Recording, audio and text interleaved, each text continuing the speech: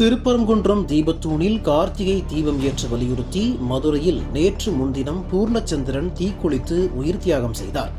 இவருக்கு முன்னோடியாக திருப்பரங்குன்றம் கோயிலை ஐரோப்பியர்களின் படையெடுப்பில் இருந்து காக்க குட்டி என்பவர் குதித்து உயிர் தியாகம் செய்தது ப. சிவனடி என்பவர் எழுதிய சரித்திர களஞ்சியம் 1701 to 1800 என்ற நூலில் பக்கம் எண் 94 குறிப்பிடப்பட்டுள்ளது. தொன்மையும் பல சமய தொடர்புகளுடைய திருப்பரங்குன்றத்தில் 1972 நடந்த ஒரு நிகழ்ச்சி நெஞ்சத்தை உருக்குவதாய் குறிப்பிடப்பட்டுள்ளது. மதுரையில் 1792 தங்கியிருந்த ஐரோப்பிய படையினர் மதுரை மீனாட்சியம்மன் கோயிலுக்கும் திருப்பரங்குன்றம் முருகன் கோயிலுக்கும் சேதங்களை உண்டாக்கினர். ஐரோப்பிய படை திருப்பரங்குன்றம் கோயிலுக்கு புக முயன்றது.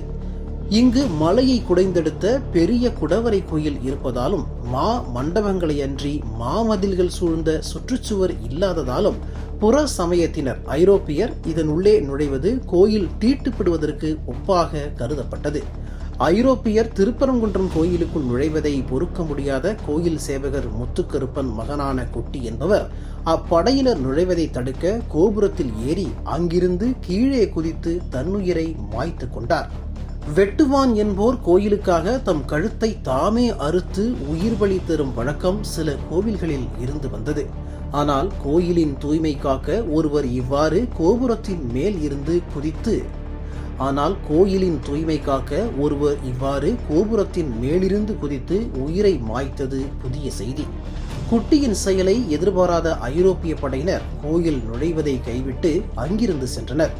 இவ்வாறு கோயிலில் தூய்மையை காக்க உயிர் தியாகம் செய்த குட்டியை கோயில் அலுவலர்கள் பாராட்டி அவர் குடும்பத்திற்கு இரத்த காணிக்கை என்னும் பெயரில் நிலம் அளித்ததாக அந்த நூலில் தெரிவிக்கப்பட்டுள்ளது.